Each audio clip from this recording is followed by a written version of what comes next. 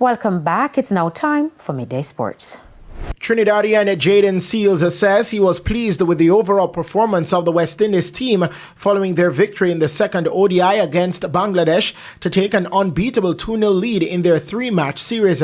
Seals says the way how the regional team won the match was commendable. Yeah, I feel really good knowing that I could have put in a performance to help the team win the game today.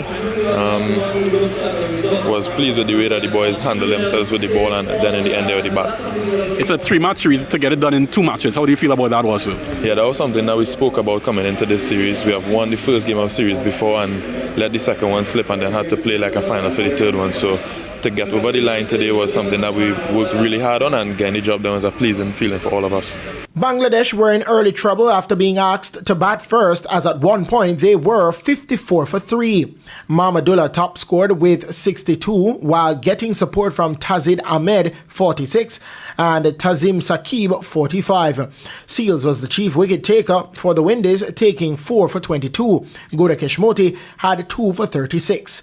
Set 228 runs to win and seal the series. The Windies got off to the perfect start as openers Brandon King and Evan Lewis took little time to settle. King brought up his 7th ODI half-century as the two carried the score beyond the 100 mark. King was the leading run-getter for the Caribbean men with 82, while Evan Lewis was a run short of his half-century with 49. 3 Bangladeshi bowlers claimed a wicket apiece. The third game in the series will be played on Thursday.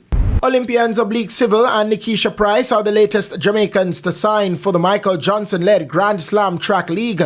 The pair joined fellow Jamaicans Akira Nugent, Rochelle Clayton and Rashawn Clark in signing for the league.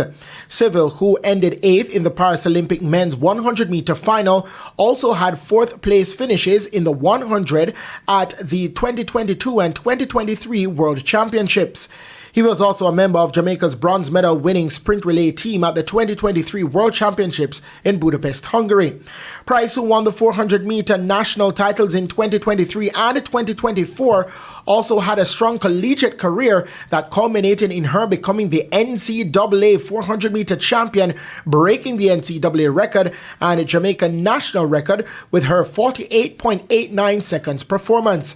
She made it to the semifinals of the event at the Paris Olympics. 43 of the planned 48 racer spots have now been announced. 96 total athletes, 48 racers and 48 challengers will compete in each slam. Grand Slam has a prize pot of $12.6 million and the category winners of Slam will win $100,000. Kingston will serve as the host city for the league's inaugural Slam event set for April 4 to 6, 2025 at the National Stadium. And finally, TVJ Sports understands that women's sprint hurdles world record holder Tobia Musen, who has been training in Jamaica since September, could be here for the entire 2025 season. The 27-year-old Nigerian athlete who won the world title in Eugene, Oregon in 2022 and set the world record of 12.12 seconds in the semifinals is now taking orders from legendary coach and president of the Racers Track Club, Glenn Mills. Musen was previously coached by former national sprint hurdler Lacina Golden Clark. She also won Commonwealth Games gold medals in her pet event at the 2018 and 2022 editions. I'm Christopher Scott, and that is your Midday Sports Report.